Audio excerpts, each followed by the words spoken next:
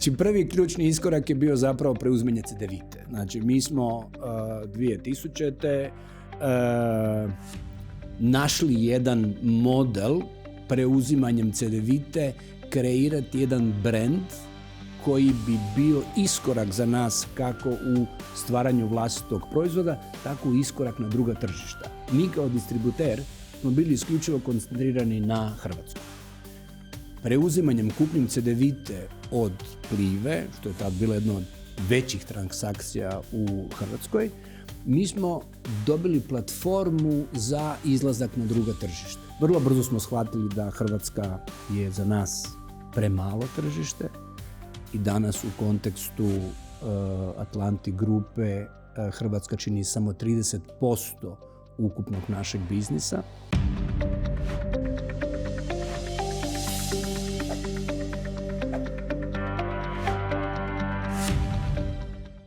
Dobrodošli u serijal MBF Talks, podcasta Špica s Macanom, kojeg realiziramo u suradnji s Master Business Forumom, jednim od neoticajnih poslovnih događaja u regiji, a koji će se ponovo ove godine održati u Rovinju od 8. do 11. listopada. Seriju razgovora s liderima poslovne zajednice nastavljamo s potpredsjednikom uprave Atlantic grupe Nevenom Vrankovićem. Nevene, što je danas Atlantic? Koja bi bila prva asocijacija? Recimo, ovo ide i široj publici. Što misliš, što je po tebi, koja je prva asocijacija na Atlantic grupu? Emil ili šta? Pa Emil sigurno kao osoba koji je osnivač. Emil Tedeschi, Emil Tedeschi je naravno kao osnivač Atlantic grupe je sinonim sigurno za Atlantic grupu. Međutim, Atlantic grupa je danas ozbiljna multinacionalna kompanija sa preko 1,2 milijarde eura prometa, preko 15 različitih tvornica organiziranih kroz 8 država, 25 različitih firmi, organizirani kroz Zagrebačku burzu. Znači danas je Atlantic grupa puno više nego što je možda bila onako obiteljska firma u vrijeme kad sam ja došao.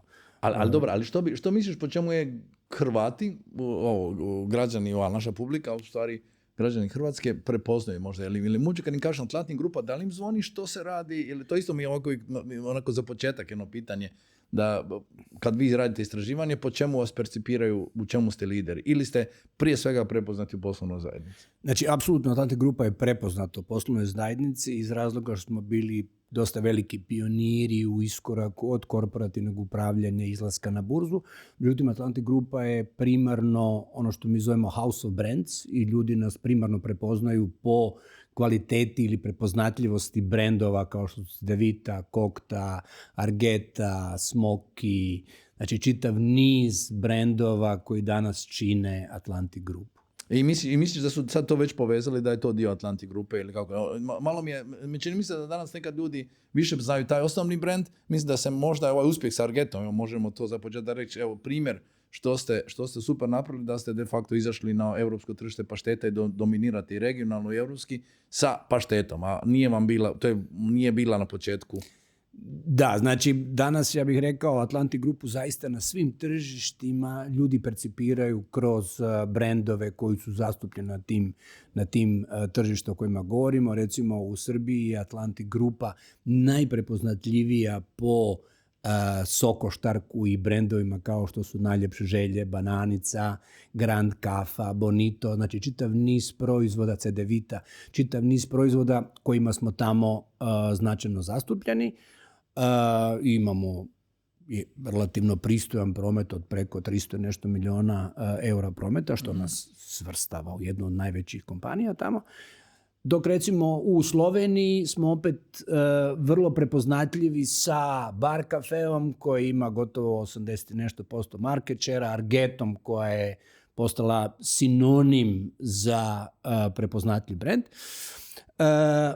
Ja bih rekao da mi u našem portfelju imamo, ja mislim, gotovo 100-tinjak različitih brendova, preko 2000 različitih SKU-a, znači to su pojedini proizvodi koje proizvodimo u našim tvornicama. Međutim, proizvodi i brendovi koji su najprepoznatljiviji su izvan regije, apsolutno Argeta i Donat. Ovi ostali proizvodi koje imamo i brendovi su prepoznati kao regionalni šampioni i mi smo izuzetno ponosni na to da recimo danas CDVita se smatra uvjetno rečeno domaćim proizvodom u Hrvatskoj, jednako kao i u Sloveniji. Ali od međunarodnih uspjeha ja bih rekao da je najveći Argeta. To je jedan iskorak koji eto sad nas tjera da radimo gotovo već 3. tvornicu iz razloga što je izvoz u Njemačku narastao samo u prvom kvartalu gotovo 50%. Ja, ali ajmo onda sad ispričati priču od početka. Znači, na početku je to bila ipak samo distribucija, ali tako? Kao, dakle, lokalni si handler, lokalna firma za nekakve brendove. Tako je. I kako se onda razvijalo dalje? I koji su to bili iskoraci gdje ste vi ostali zapaženi na tržištu? Znači, Argeta je recimo jedan taj, ajmo reći, kruna na svega, svo to znanje je rezultiralo tome da možete imati proizvod za Europu vlastiti koji ste lansirali. Ali prvo se uvozili, tako? Apsolutno. Znači, kad sam ja došao u Atlantik, to je 98. godine, tada nas je bilo, mislim, 100-tinjak. Danas nas ima preko 6.000 i tada je Atlantik isključivo bio distributer robe široke potrošnje. Znači, mi smo uvozili Wrigley gume za žvakanje i Mars čokoladice. I ta ovisnost o jednom proizvodu, ovisnost o jednom tržištu je zapravo stvorio jedan osjećaj da moramo napraviti iskorak u građenju našeg vlastitog brenda. Mi volimo reći da u toj ranoj fazi naše distribucije, kad god bi neko kihnuo u Chicagu gdje je bilo sjedište Wrigleyja i mi bi se prehladili. Znači, ta ovisnost je jako nas drajvala u promišljanju kreiranja vlastitog brenda. Ali govoriš, znači, 98, znači 28 godina sam u pravu. Znači, znači 3 desetljeća, ali znači, od tada do danas je puno toga bilo što možemo podijeliti, znači kao neki ključni iskorac. Da, znači prvi ključni iskorak je bio zapravo preuzimanje Cedevite. Znači, mi smo 2000. Našli jedan model preuzimanjem Cedevite kreirati jedan brand koji bi bio iskorak za nas kako u stvaranju vlastitog proizvoda, tako i iskorak na druga tržišta. Mi kao distributer smo bili isključivo koncentrirani na Hrvatsku. Preuzimanjem, kupnjom Cedevite od Plive, što je tad bila jedna od većih transakcija u Hrvatskoj, mi smo dobili platformu za izlazak na druga tržišta. A Pliva istovremeno radila kao fokusiranje na core business, ili tako, i rješavanje svega što im kao nije bilo primarno biznis, pa ste među ostalim uzeli i Plidentu, ili tako bili? Znači, više toga ste uzeli, tako je. Inicijalno smo preuzeli Cedevitu, to je bio, ja bih rekao, zaista jedan iskorak za nas, jer smo dobili po prvi puta vlastiti brend koji smo mogli onda širiti izvan matičnog tržišta, koji je tada bio jedino Hrvatska.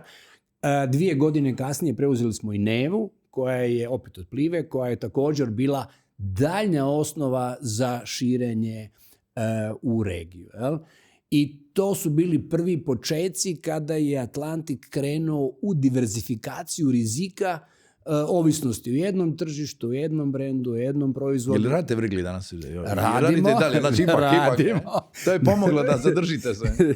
Pa ja bih rekao, znači upravo je to ono što krasi Atlantika, to je da usprkos tome što je Wrigley postao, neću reći mali biznis, on je dalje manji u kontekstu našeg ukupnog prometa, ali je narastao nekoliko puta.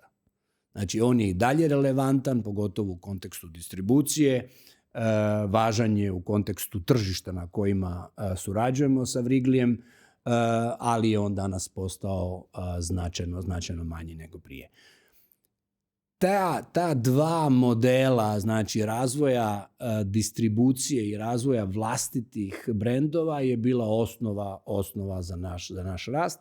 Vrlo brzo smo shvatili da Hrvatska je za nas premalo tržište i danas u kontekstu Atlantik grupe Hrvatska čini samo 30% ukupnog našeg biznisa. I vrlo brzo smo shvatili da će i regija za nas postati premala i negdje 2007-2008 smo snažno izišli u Njemačku kupujući tada za nas napravili jedan veliki iskorak, kupnju društva Multipower u Hamburgu. Ja tako, to su bile Power, za ove buildere i nešto neki dodaci, to se sjećam da je bilo. To je bio model izlaska iz regije, jer iako smo napravili vrlo kvalitetnu diversifikaciju neovisnosti o pojedinom tržištu u regiji i dalje regija činila relativno veliki postotak našeg poslovanja i onda izlazak u Njemačku je bio model kako da... I to ste ušli kroz u stvari nišni proizvod, jer teško ići sa... Tako je, upravo tako, to je za nas bio dosta veliki iskorak, nišni proizvod, ali se pokazao dosta dobrim, pogotovo u shvaćanju što sve treba činiti na takvim tržištima da biste postali relevantni.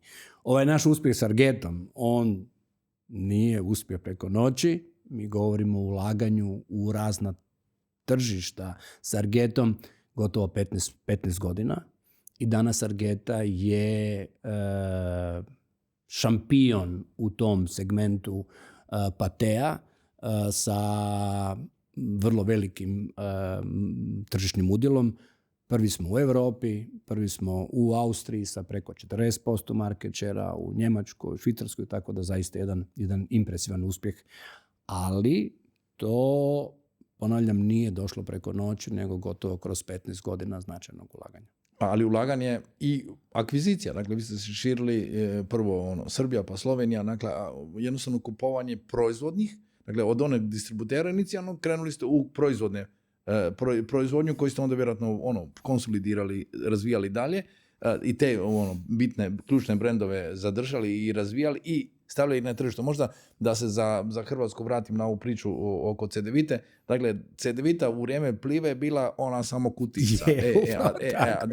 A danas imamo Cedevitu koja je de facto Horeca, koja je proizvod kad dođeš u bilo koji kafić, naručiš Cedevitu i to je postalo normalno. Znači imali ste vrećice, one boce za miješanje. Dakle, išlo se, isti proizvod se izmisli, reinventa više puta. Upravo tako. Znači, to je odličan primjer. Znači, mi kad smo odlučili kupiti Cedevitu, onda savjetnici koji su nas savjetovali na tom dealu, jedna relativno velika međunarodna financijska institucija je pokušala nas odgovoriti iz razloga jer je riječ o apsolutnom proizvodu koji se isključivo konzumira kod kuće.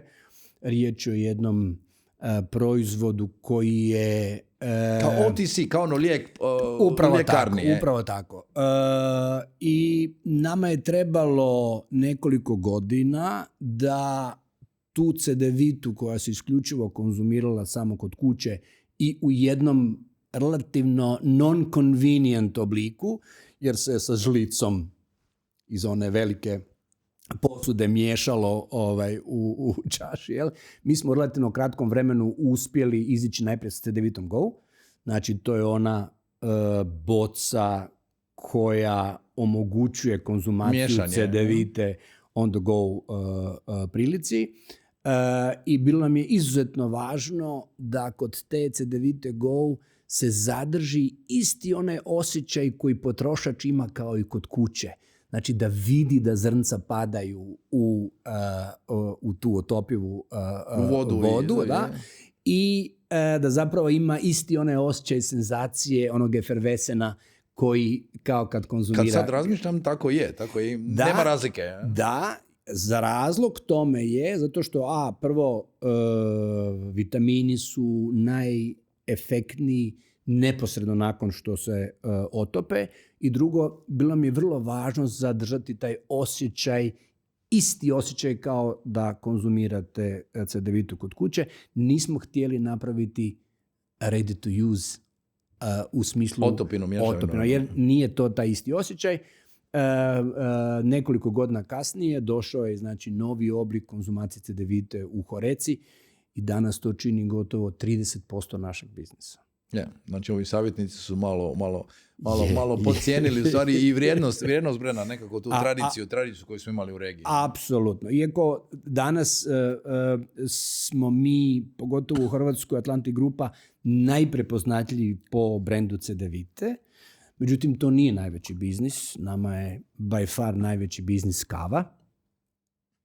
Znači, zato što je to i Srbija i Slovenija. Tako je, da. Mi smo što se tiče kave, najveći proizvođač kave u ovom dijelu Europe. Gotovo 320 milijuna eura kave se proda u okviru naše kompanije, što čini gotovo 30% našeg biznisa. A kako bi ti objasnio, jer dio je da čujemo i te neke poruke iz vašeg razvoja, dakle, uspjeha nema preko noći, svi ga znamo, mislim, o njemu se sad priča, ali se stvara godinama. A koje su bile ključne te nekakve odrednice? Imate prvo i tu obiteljsku firmu, prenijelo se s oca na sina, ali tako, pa onda ta nova generacija preuzima i gdje vidite te ključne iskorake? Ko je bio pokretač, što je bio što je otvorilo oči, što treba raditi? Znači, prvo Emil je sam osnovao firmu i on je imao jedan biznis paralelno s ocem, ali ovaj biznis distribucije i kreiranja brenda je Emil bio iskonski snimač. Mi smo pa relativno brzo, znači nakon što smo preuzeli CDVitu, smo shvatili da je to model po kojem moramo i možemo funkcionirati ukoliko se želimo širiti izvan matičnih tržišta. I vrlo brzo smo došli do spoznaje da ukoliko želimo napraviti dodatni iskorak, da treba preuzeti kompaniju ili naše veličine u regiji ili kompaniju koja predstavlja neko novo tržište. I tad je nekako nakon afere Spice, ne znam ako sjećaš, to je tamo 2009. je vlada donijela jednu načelnu odluku da prodaje Podravku. I tad smo mi spoznali da bi to mogla biti veličina kompanije koju bi mi mogli preuzeti. I ono što je važno, relativno jednostavno apsorbirati. I brendovi koje je tada Podravka imala su bili apsolutno fit sa onim što smo mi imali. Bilo je vrlo malo preklapanja i tržišta su bila takva da je to bio odličan fit. Mi smo se već tada bili vrlo dobro organizirali u smislu i zatvaranja financijske konstrukcije, pa čak i obavili neke inicijalne razgovore, i sa sindikatima Podravke, jer je tada predsjednica vlade vrlo jasno dala do znanja da oni idu u prodaju tog paketa koje je država imala. No, međutim, nakon par mjeseci tada koalicijski partner HDZ-a je stavio veto i ta transakcija je tada propala. Šteta iz te današnje perspektive, naravno Podravka je jedna od naših prehrambenih perjanica, to danas više ne bi bilo moguće u takvom formatu, ali onda je to bila jedna vrlo izvjesna akvizicija.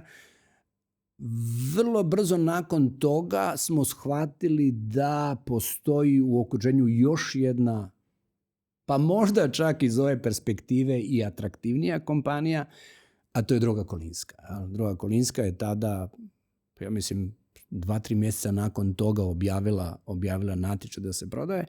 To je bila jedna odlična kompanija koja je nažalost bila loše upravljana od strane Istrabenza. Istrabenza je našao u problemu i morao je prodati kako bi izbjegao likvidacijski postupak. I tu smo se mi onda uključili. Koji su njihovi glavni brendovi bili? Znači, to je Bar Cafe, ne? Znači, oni su tada imali Bar Cafe, Argeta, Kokta, u Srbiji Grand Kafa. Znači, to su, ja bih rekao, tada zaista velike perjanice i slovenskog i srpskog biznisa, jer tu je bio uključen i Sokoštark sa Smokijem, Najljepšim željama, Bananice, tako dalje.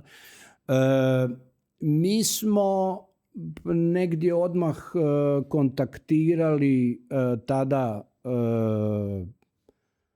prodajnog predstavnika Istrabenza, to je bio velika financijska kuća iz Francuske BNP Paribas. I na naše iznenađenje nisu nam htjeli dati natječajnu dokumentaciju. To vi ste premali, što? Ne, nego nisu nam to vrlo otvoreno htjeli reći, ali ako vama damo dokumentaciju i vi date najbolju ponudu, mi imamo dosta ozbiljan problem da li će slovenski establishment to htjeti vama prodati. A kako su oni bili primarno zainteresirani samo da uzmu proviziju, da prodaju. Da. Onda su oni tu bili ovako dosta relaktant.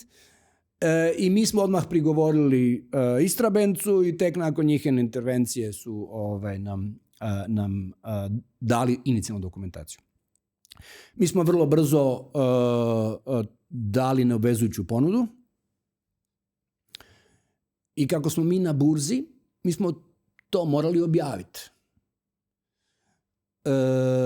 Naravno ne otkrivajući cijenu, nego jednostavno činjenicu da smo dali neobvezujuću ponudu. Taj čas reakcija slovenske javnosti nije bila baš najbolja, jer je to bilo vrijeme kada je Todorić pokušavao kupiti Mercator, pa je taj jedan senzibilitet bio nešto malo narušen, ne u odnosu na nas per se, nego uopće generalno, kao prodaje se obiteljsko srebro.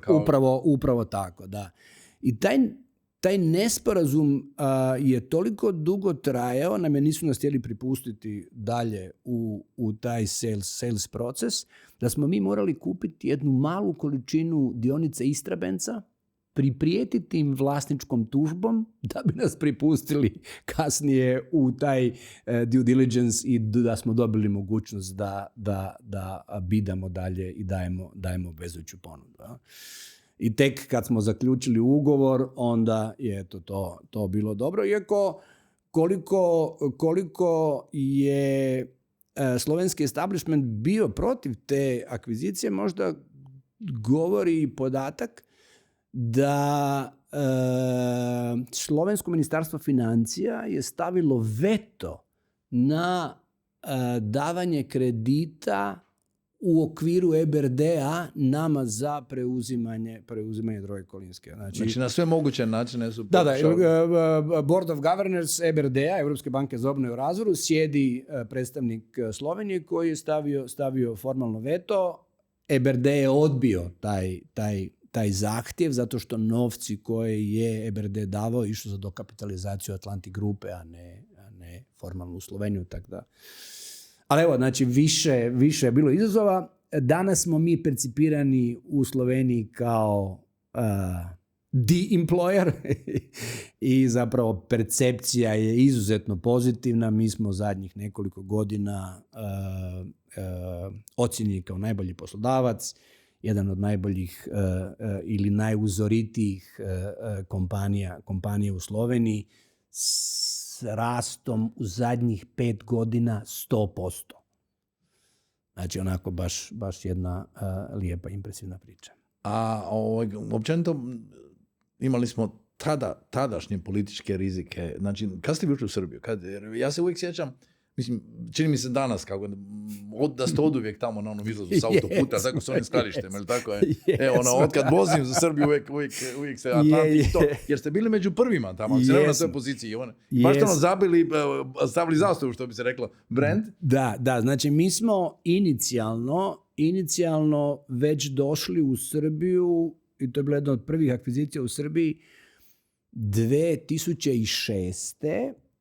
Sa kupnjom jednog brenda koji se zove Multivita.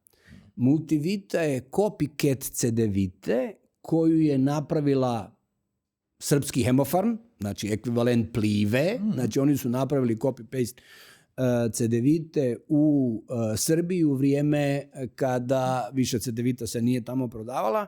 Mi smo preuzevši taj brand, taj biznis, vrlo uspješno nakon toga vratili CDVitu zajedno sa Multivitom na to tržište i to je bio naš, ja bih rekao, prvi uspješan pokušaj proširenja našeg portfelja u Srbiji i to nas je dosta ohrabrilo da idemo korak dalje, koji je napravljen preuzimanjem Droge Kolinske, jer je u sastavu Droge Kolinske bio Sokoštark. I nakon toga smo imali čitav niz manjih i većih akvizicija, a ova zadnja je bila prije 2 godine kada smo preuzeli našeg najvećeg konkurenta u kavi, Adriatic Strauss. Tako da danas Srbija čini gotovo 25% biznisa. Imamo tamo 5 različitih tvornica, 2000 i nešto zaposlenika, jedno vrlo respektabilan biznis. I je li ono da politika bježi od biznisa ili kako preživljavate ove dnevno političke situacije ili općenito ova neka preslagivanja kad se dogode? Postoji uvijek taj rizik, ali nekog mi se čini da puno više galamimo u medijima nego da se to stvarno onda ne odražava na posao. Moraš biti oprezan, ali... Pa ja bih rekao, znači, koji je naš izazov? Naš izazov je u tome što radimo u prehrambenoj industriji koju svaka od država u okruženju smatra svojim strateškim pravcem, strateškim biznisom, strateškom granom. I sad dolaziti iz zemalja u okruženju treba biti vrlo umješan u smislu da se ne doživi da eto mi ulazimo u neki gospodarsku zonu koja je rezervirana za eto strateške biznise. Jel? U tom kontekstu treba gledati i ovo osporavanje inicijalno u Sloveniji. Slično osporavanje je bilo i u Srbiji. Znači mi kad smo preuzeli Adriatic Strauss, tada je novi premijer na televiziji iskazao dosta jedno veliko nezadovoljstvo činjenicom da je agencija to dopustila. Jel? Znači treba jako veliku količinu obrazlaganja i razumijevanja da mi smo zaista investitor kao i bilo koji drugi i da naša želja je da taj biznis uspije u toj državi i mi se ponašamo kao bilo koji drugi ulagač želeći štititi ono što razvijamo. Jel?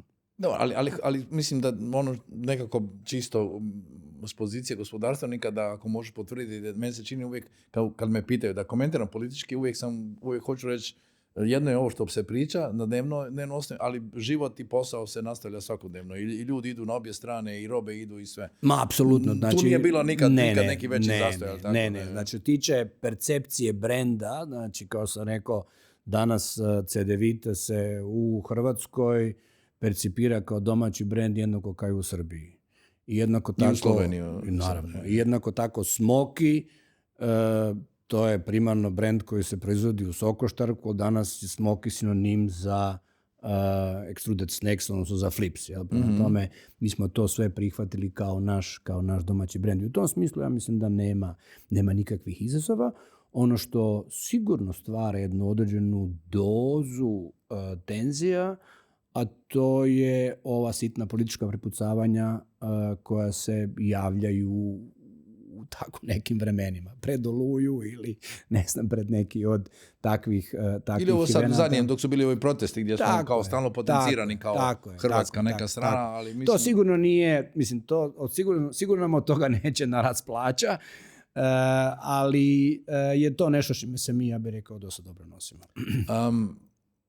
Što bi još bila nekakva, ok, vi ste se na vrijeme širili, na vrijeme ste krenuli van, dakle 2006. je relativno, mislim, rano, ali opet ko je otišao, kao odeš na vrijeme i iskoristiš tu priliku kad ti se otvorila, kad ste išli, znači prije svega u Srbiju, znači Slovenija je bila kasnija, ako se ne varam, ako sam dobro... Slovenija je bila nešto malo kasnija, da, ali u Sloveniji smo mi bili prisutni sa vlastitim proizvodima, tako da znači, čim smo mi preuzeli CDVitu i Nevu i Multipower, imali ste već tržište, da. Imali smo već slovensko tržište jer su ona dosta kompatibilna, razvijali smo lijepo distribuciju, tako da u tom kontekstu ja bih rekao dosta dobro smo se... A mi se vrati na sirovine, ono što si rekao da je to, mislim da je nakon ovog svega što je bilo u Ukrajini su svi rekli trebamo pojačati domaću proizvodnju, ne znam, osjećaš tu promjenu, da vas guraju da se što više proizvodi lokalno. Gdje su vam te sirovinske baze, znači, za sve što radite? Da, znači, mi smo vrlo brzo prepoznali da sve biznise koje radimo, užasno je važno da imamo takozvana redundantna postrojenja. Znači, mi danas Argetu proizvodimo u 2 tvornice, sad ćemo napraviti 3. Imamo 5 proizvodnih pogona kave. Imamo 2 punionice, 2,5 punionice. Znači, čitav niz biznisa koje razvijamo na način da upravljamo rizikom ovisnosti u jedne tvornice. Jednako tako, sirovinska baza, naš najveći sirovinska potreba je kava i kakao. I to su, nažalost, 2 najšpekulativnija 2 sirovine nakon nafte, pa nam to baš ne pomaže u smislu upravljanja rizikom, ali imamo jedan čitav tim koji se time bavi, koji, ja bih rekao, na tjednoj osnovi radi hedging ugovore kojima štiti buduće nabavke. Ne? Buduće nabavke i taj hedging radi kako za potrebe kave, tako potrebe dolara, jer se kava kupuje dolara, i na taj način zapravo štiti se cjenovno i ono što je posebno važno, štitimo se u smislu količina. Jer nama je važnije imati robu nego da ta roba je ne znam po kojoj cijeni. Jel? Znači, u tom kontekstu naše hedging politike su najbolji način zaštite rizika plus čitav niz alternativnih dobavljača. Jel? Sad, ta količina rizika kojom smo mi izloženi je u ovom pomalo neurotičnom političkom okruženju postala sve veća i veća. Nekim segmentima se može upravljati. Ali govorimo o globalnom, više govoriš o globalnom riziku. Ne? Ali on jako pogađa ono čime se mi bavimo. Recimo, kada zapucaju u Huti u Bab el Mandab tjesnacu, to znači da naš brod iz Vijetnama ide okolo rta Dobre nade, ne može kroz Crveno more. Kada Trump povisi carine 50% na kavu zbog toga što je u Brazilu uhapšen Bolsonaro, to jednostavno ne možeš menedžerirati na dosadašnji način. Jel? Znači, ima neke rizike koji su upravljali, a ovo rizici su koji su posljedica tako nekog neurotičnog okruženja u kojem danas znači nije ono živimo. As it used to be, kako je nekad bilo, znači postoje novo okruženje u kojem morate funkcionirati.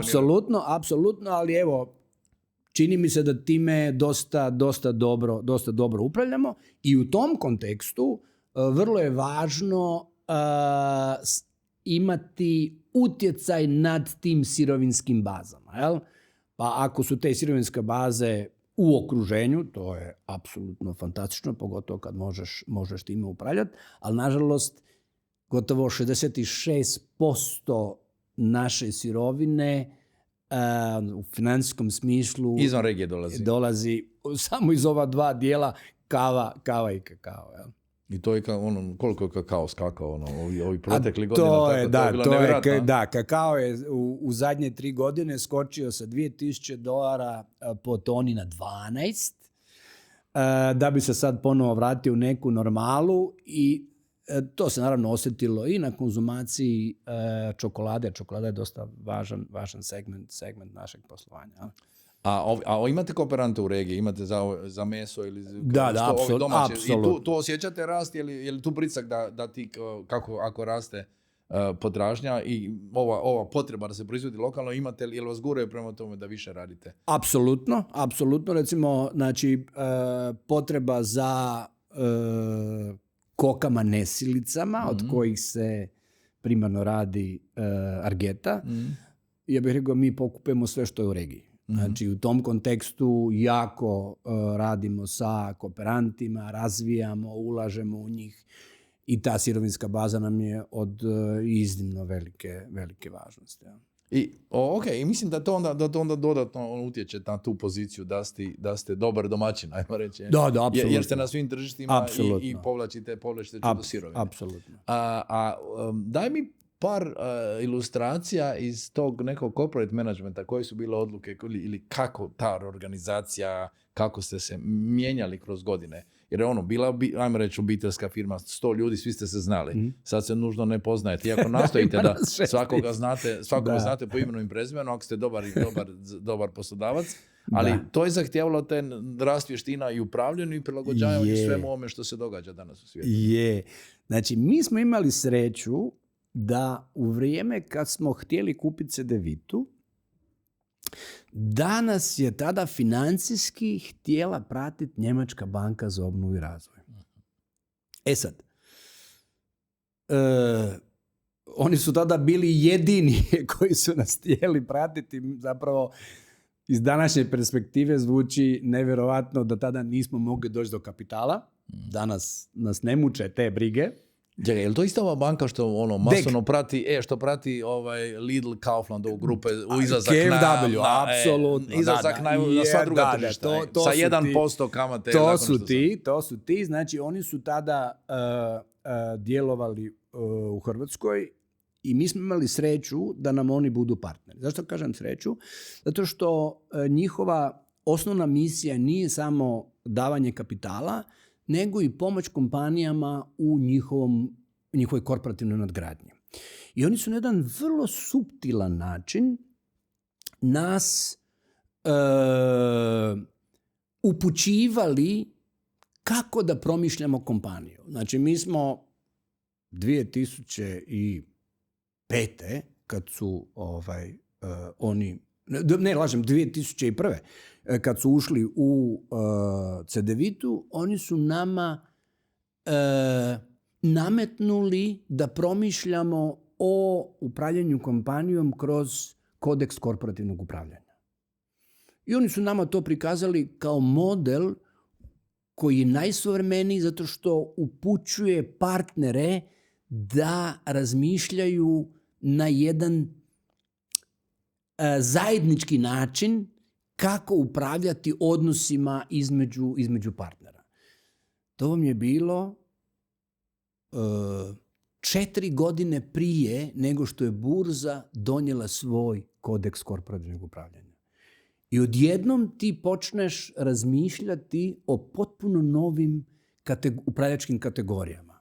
Na primjer, mi danas imamo nadzorni odbor koji po svom sastavu ti ljudi su svi upravljali kompanije koje su značajno veće nego naše.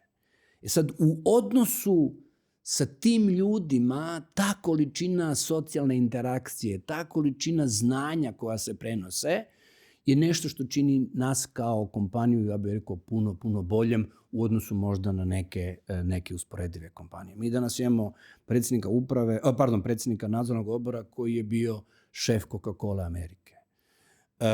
Mi imamo osobu koja je bila potpredsjednica Danonea. Imamo osobu koja je bila potpredsjednica Unilevera. Prije toga smo imali, znači mi govorimo o dugotrajnom periodu gdje su ti ljudi bili naši sparing partneri u upravljanju kompanijom. I sad ta količina znanja i energije koja se tu oslobađa je stvorila, ja bih rekao, ono što mi danas imamo u kompaniji, jedan dosta dobar management gdje je merit osnovni model po kojem netko može uspjeti. Ja? Znači, isključivo po zaslugama i to je način nadzorni odbor koji je baš u onoj funkciji da nadzire i daje sugestije. Apsolutno. Što, nažalost, mi u Hrvatskoj, prije svega u javnim poduzećima, ne vidimo tako, ali imamo, što si ti rekao, imamo situacije gdje i ove obiteljske firme, ovi koji se transformiraju, pokušavaju to napraviti, ali onda u principu samo osnivači odu u nadzorni odbor, ali se ne proširi taj savjetnički dio, ajmo reći. Apsolutno, jer ono što ja bih rekao velika vrijednost toga, to su ljudi koji nemaju neki, ja bih rekao, financijski interes sudjelovati u nadzornom odboru, sve ljudi koji su i materijalno i profesionalno zaokruženi, njihov jedini benefit i želja je da prenesu svoje znanje. Sad, ukoliko nisu dovoljno receptivni, oni ne žele sudjelovati u takvom okruženju. Tako da ja bih rekao, to je jedan stvarno odličan spoj dobrog korporativnog upravljanja, velikog prijenosa znanja i to kroz dugi vremenski period. Da, ali tu ste i ulagali, kažem, to je isto i ulaganje u to, znači obrazovanje i u kadrove i u takve ljude. Nisu takvi ljudi dostupni samo tako da će doći volontirati. Znači, mi smo našeg predsjednika nadzornog odbora Zorana Vučenića, ja mislim, solicitirali 15 godina da dođe u nadzorni odbor. Znači, stvarno jedan dugotrajan proces. Ali se isplati, znači, dugoročno, jer imate sad vjerojatno i tu viziju o ono što su oni pričali u svojim kompanijama, Absolut. Imate vašu viziju, što ste rekli, bitna je ta da imaš dovoljno dobra, ajmo reći, pitanja da njih motiviraš da ti odgovaraju i da s tobom pričaju. Pa da, jer evo, ja sam sad 28 godina u kompaniji i veliki broj mojih kolega je približno tog staža u upravi. Vi morate nakon tolikog broja godina imati nekoga ko će vas kvalitetno challengeirati. Jer ako nemate nekoga ko vas kvalitetno challengeira, ko ima veća znanja nego vi, jednostavno dođe do entropije. Uspavaš se. Apsolutno. I to je nešto što mi zaista nastojimo graditi u kompaniji. Mi imamo jedan veliki talent pool ljudi, znači ljudi koji su posebno identificirani u kompaniji, njih 300-tinjak, iz kojeg mi generiramo naše successore. Znači svako od nas u kompaniji mora imati svog nasljednika i taj nasljednik se generira iz tog pula i u tom vremenskom periodu ga dodatno educiramo, razvijamo kompetencije koje su nedostatne. Tako da nitko u kompaniji ne može dobiti godišnji bonus ukoliko nema potvrđenog svog successora. Znači ako nije radio na toj edukaciji i prenošenju znanja i svega. Dakle, ne nakon mene potop. Što očito osigurava uspješno prenošenje znanja. Jer to je, mislim, i kadrovska politika, kako rekao jedan drugi, je vrlo bitna politika.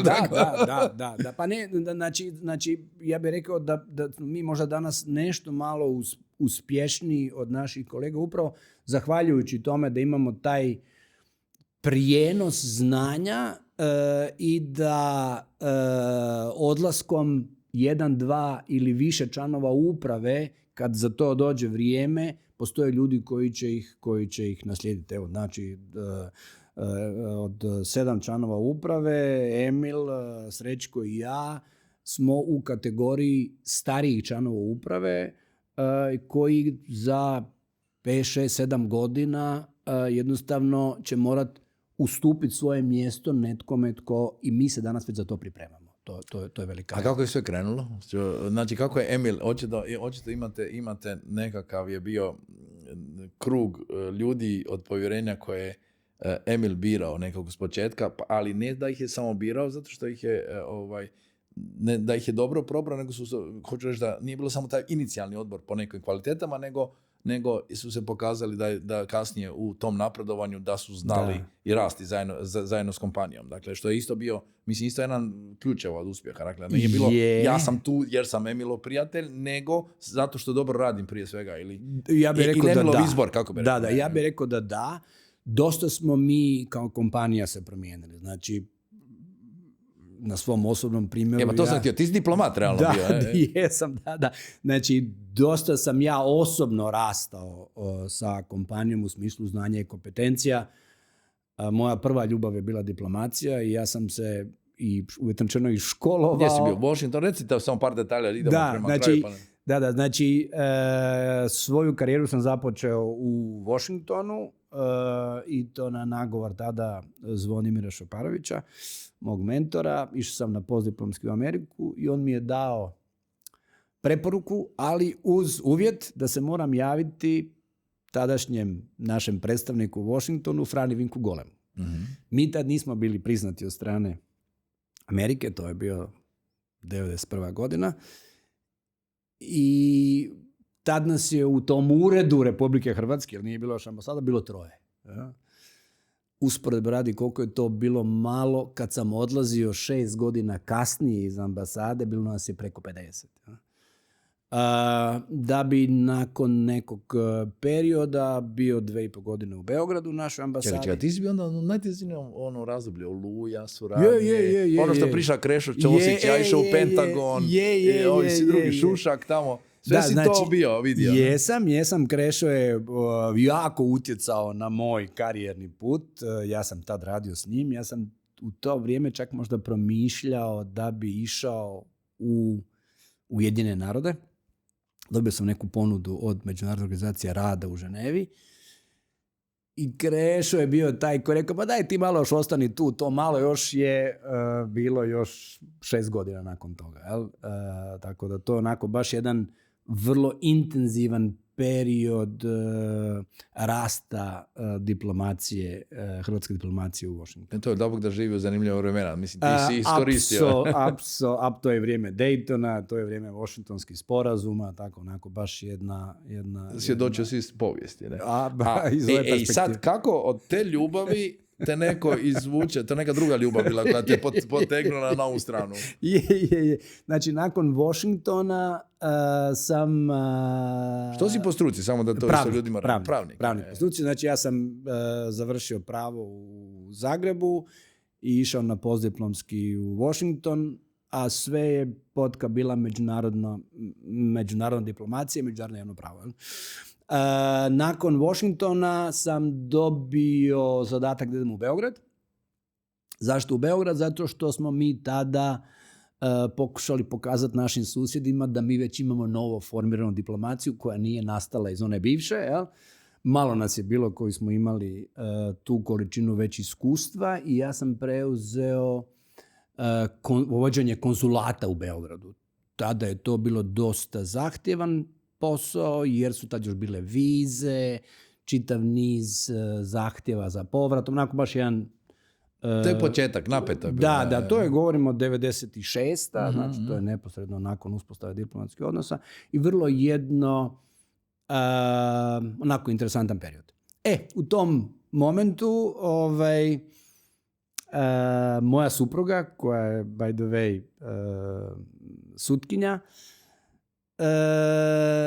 ali tadašnja djevojka. Tadašnja djevojka, da. Smo razmišljali kako nastaviti zajednički život. Diplomacija ima jedan problem, a to je što učiniti sa supružnicima, bez obzira kojeg spola, jer jednostavno ne možete graditi dvije karijere. I tu je onda Emil osjetio da je to pravo vrijeme da mi da ponudu i on je tu ponudu mi dao da dođem u Atlantik. Pa ja mislim neposredno prije mog odlaska u Beograd. I ja mu tu kažem, ali gle, ja imam, ja ću te čekat. Znači, i oni supruga su me čekali 2,5 godine da se vratim iz Beograda. I onda tu sam. Ostatak je sad već povijest. Ali jesi krenuo prvo sa pravnim poslovima ili kako? U Atlantiku. U Atlantiku odmah sam preuzeo korporativne aktivnosti, ovo što radim i danas. Znači, u tom smislu portfelj mi se nije promijenio ni malo, ali se je okruženje promijenilo 1000% u smislu i kompleksnosti i količine posla koju danas obuhvaćaju te aktivnosti. Ja. Imam ti jednu reklamu tu samo za odraditi. Znači, MBF Talks, specijalno izdanje podcasta Špica s Macanom, koji možete čitati u poslovnom dnevniku Večernjem listu, medijskim partnerima foruma. Znači, za dodatne informacije skenirajte ovaj QR kod koji vidite na ekranu, tako da otvorite kameru pametnog telefona i kliknete na poveznicu koja će vam se pojaviti. Ako nas želite samo slušati, jer većina ljudi sluša samo, potražite nas na Spotify i Apple podcast kanalima. Mi smo sad u ovih zadnjih 12 minuta, pa sam morao uputiti na ove kodove. Evo, to mi je jedan dobar primjer, isto pitanje i za neki savjet drugima koji budu slušali. Koliko je teško implementirati promjenu? Jer evo, ljudi pretpostavljaju da svi znamo da treba otvoriti kameru i skenirati kod. Ali za puno ljudi im doslovce treba dati uputu, ponoviti je puno puta da bi zaživjela. Kako, ne znam, imaš li neki savjet iz iskustva, koliko u tim tranzicijama i promjenama, što vam je bilo da ste bili uspješni u tome, što vam je najviše pomoglo, ili koji je neki praktičan savjet, kad toliko se mijenjate kroz desetljeća? Znači, ono što je za nas bilo simptomatično, to je da su te promjene koje su se događale, bili su toliko velike u tom periodu, da je jednostavno sindrom bio fit in or fit out.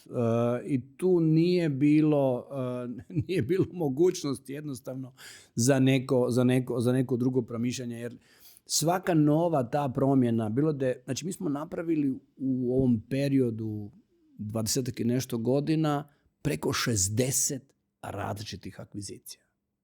Neke su bile transformativne, kao što je droga Kolinska ili Cedevita, pa čak i ova u Njemačkoj, dok su neke bile strateške. Ali svaka takva akvizicija je za kompaniju značilo dosta veliku promjenu i jedan veliki broj ljudi jednostavno se nije snašao. Danas mi imamo ljude koji su svojim kompetencijama i znanjima impresivni, ali puno njih je došlo u zadnjih 10 godina. Mm-hmm. Ali to je jedni način, ja mislim da kako se mijenjaju generacije morate uvoditi nova znanja. Ali mislim da se intenzivno radi na tom školovanju. Jedna tema koju isto volim postaviti vama kao liderima je koliko te recimo oblikovalo to što si bio van, što si MBA ti završavao, mm-hmm. Jesi, morao si završiti, dakle? Master of Laws, odnosno... Ne, Master of Laws, ali u svakom slučaju business. Ali je bio orijentiran International Trade and Banking, znači baš... Da, ali recimo takve dodatne edukacije kad malo skupiš znanja, očito si jedan poguranac veliki i općenito tad nekako doživjeti to vanjsko iskustvo koje, da ne budeš samo oblikovan možda u ovoj okolini. Znači mi u okviru našeg edukacijskog treninga, znači imamo obvezne treninge koji obuhvaćaju čitav niz treninga koji su vani. Ja sam recimo išao na INSEAD, Emil je išao na INSEAD, Harvard. INSEAD je ovo Singapur, ako se radam. INSEAD je Francuska, ali ima ispostavu i u Singapuru. Mislim da je Marko Čoč koji nam je gost rekao da je to završio, da mu je jako promijenilo apsolutno. Mrežu i ljudi i poznanstava i sve. Apsolutno. Znači količina truda i energije koju ulažemo u to, znači gotovo svi članovi naše uprave su prošli, svi ljudi ispod toga su, znači ta znanja jednostavno i te kompetencije ne dolaze same po sebi, nego su i dio edukacijskog. Hoćemo reći u stvari da vi primjerom govorite da cjeloživotno učenje nije floskula. Dakle, nego doslovce nužna potreba da bi držao ritam sa svim promjenama, znači, što se događa. Mi imamo situaciju da jedna od naših najiskusnijih članica, Lada Tedeschi Fiorio, je danas odlučila ići na doktorat u Bocconi. Mislim, to je takva količina odricanja da bi stekla nova znanja, a faktički u vremenskom periodu kada bi čovjek rekao za nju nema poslovne tajne. Ja? Ali ovo što si sam rekao, vremena su posve drugačija. Ne možemo primjenjivati ono što smo znali godinama. Recimo, AI je toliko promijenio način na koji ja funkcioniram. Ja bih rekao sam danas sigurno 25% produktivniji. Uh-huh. Ne znači da sam toliko bolji za kompaniju, ali da u smislu da kompanija će zbog toga biti toliko profitabilnija, ali procesuiranje razne količine dokumenata, outputa koje ja radim je pa sigurno 25% više nego u vrijeme prije AI. Da, i to ono što kažu, u stvari ako se tome ne prilagodiš, ti jednostavno s tom većom produktivnošću ideš naprijed. Apsolutno. Da, onaj netko ko misli izdržat ću još par godina, da je brzina promjena ipak prevelika. Da, ono što sad, naravno, AI je zadominirao svim strateškim i razvojnim razgovorima, ono gdje postoji, i dobra stvar je da taj hype oko AI je stvorio jednu potrebu za većom digitalnom pismenošću, što je fantastično, ali hype oko AI-a još uvijek nije stvorio veću profitabilnost za kompaniju. Znači, mi danas ulažemo ogromnu količinu truda i energije, novca, resursa u razvoj AI-a u okviru kompanije. Imamo čak i jedan, mi to zovemo AI Council ili vijeće za umjetnu inteligenciju, sa predstavnicima svih dijelova kompanije, gdje to nije eksperimentalni neki lab, nego je to tijelo u kojem pokušavamo identificirati projekte koji će donijeti veću produktivnost, efikasnost u kompaniji. Je li ih već ima tu primjer? Apsolutno. Okay. Recimo, jedan od takvih je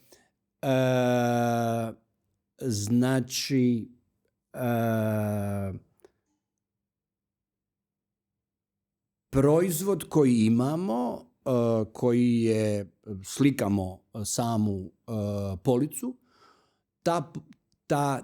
taj alat nam daje informaciju koliko je proizvoda na toj polici iz našeg asortimana i da li je to u skladu s ugovorom koji imamo sa tim retailerom.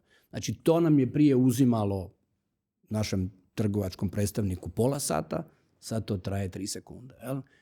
Znači, taj recognition retaila i police, to je jedan primjer. Onda imamo čitav niz prediktivnih metoda u smislu prodajnih rezultata. Mm-hmm. Onda imamo jedan koji se bavi analizom cyber napada i prepoznavanja. Znači, čitav niz projekata. Sad ima jako puno projekata i ono što naš AI Council pokušava identificirati koji su to oni koji nam nose neku vrijednost. Da on nije for fun.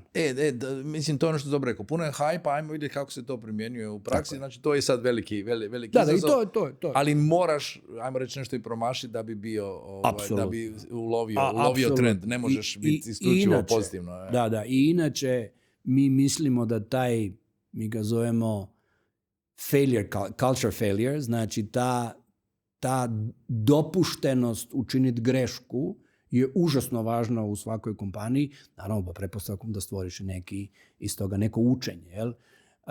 I ja bih rekao da smo tu možda malo uspješnijih od drugih, da dopuštamo našim zaposlenicima, mi kažemo, se igraju.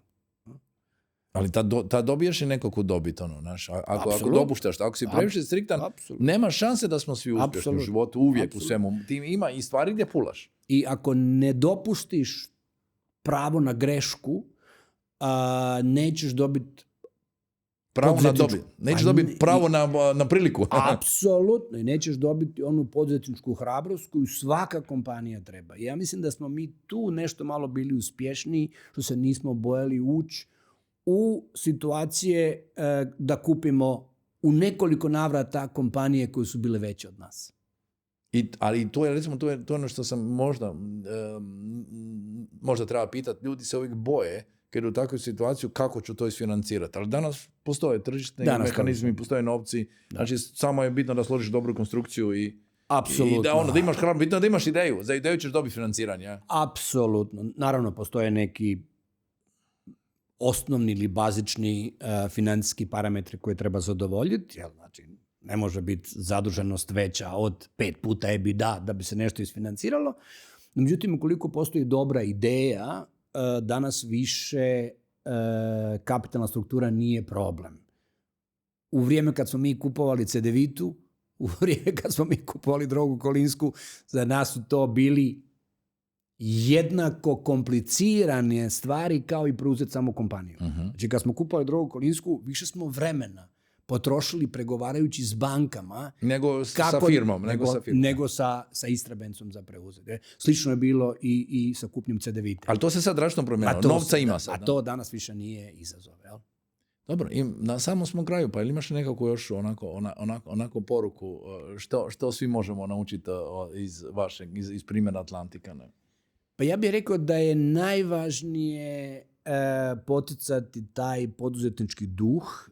Ono što mi kao kompanija se uvijek bojimo da zbog svoje veličine, a sad smo već zaista jako narasli, da ne izgubimo ono što nas je toliko godina rukovodilo da budemo među boljima. Jel? A zar nije to baš tvoj segment, korporativno upravljanje? Pa je, ali nije to samo moj, da, znači stvaranje te korporativne kulture, za to smo zaduženi svi, to netko može koordinirati, ali to je nešto što se zaista razvija kroz sve pore kompanije. Mi smo na kraju, hvala ti hvala na gostovanju. Na kraju smo još jednog u nizu MBF Talksa, specijalnog izdanja podcasta Špica s Macanom. Pozivam vas da se pretplatite na naš YouTube, Spotify ili Apple podcast kanal kako ne bi propustili i sljedeće epizode, ali poslušali i one prve dvije i druge podcaste. Jako su dobre reakcije na prva dva podcasta. Više informacija o samom MBF-u saznajte na našim ostalim društvenim mrežama, osigurajte svoje mjesto na vrijeme i ne propustite biti na jednom od najutjecajnijih poslovnih događaja u regiji u Rovinju od 8. do 11. listopada. Evo i za kraj, ti si bio prošle godine. Jesam i ostao sam impresioniran kvalitetom organizacije, količinom zaista dobrih panela, predavanja i mogućnošću networkinga koji danas je dosta važan jer iz socijalne interakcije se razvija i dodatno učenja i dodatne ideje. I to su de facto ljudi s kojima na tvojim bliskim razinama, upravljačkim razinama, s kojima onda možeš realno, ajmo reći, koliko toliko otvoreno, bistrit reći, ovo je moj problem, ovo je i doći sa nekakvim novom idejom, vidiš. I jako nedostaje takvih evenata i u Hrvatskoj i u regiji, tako da zaista MBF je nešto što treba podržati. Onda se vidimo u Rovinju početkom listopada. Hvala i do slušanja sljedeći utorak ili subotu ako gledate podcast Špica s Macanom.